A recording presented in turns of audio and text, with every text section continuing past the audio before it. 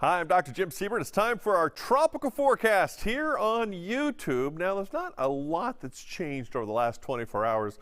Still tracking some instability here off of Africa, but we're at that time of year now where I'm not so worried about tracking it moving across the Atlantic. And as you look here into the eastern and central parts of the Atlantic Sea Basin, not a whole lot going on out there. And as we come into the Caribbean, the same sort of deal.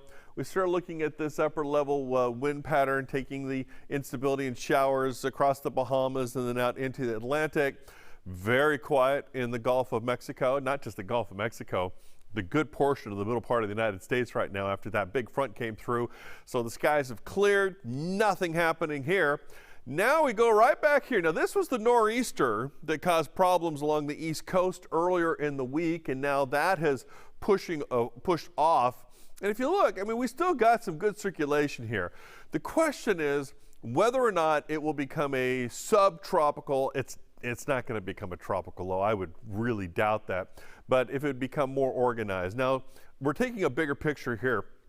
So we have one frontal boundary that's continuing off here.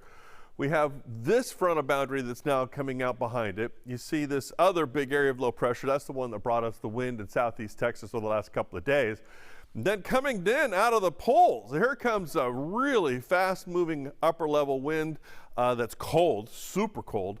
And this is going to be kind of floating in between all of those things. So there's a lot going on around it. And it still has the possibility of maybe becoming subtropically organized somewhat, I guess. So whatever happens, though, it's going to get pushed out here, and it is moving away from the U.S. So in the next couple of days, a 20% chance. The next 5 days, 30% chance.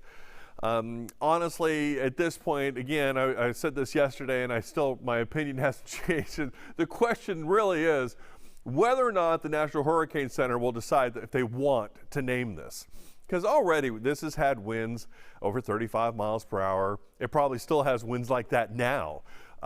It's just really whether or not they want to finish the list. And I know that sounds, I don't mean to sound condescending about that, but at this point it's semantics. This thing, it was a nor'easter, it's a big area of low pressure, it's not going to become a tropical storm, but it has winds that are that strong. But if you take that kind of reasoning, then these lows that we get on the West Coast where winds are coming in at 40, 50 miles per hour, are we going to start naming those is my question.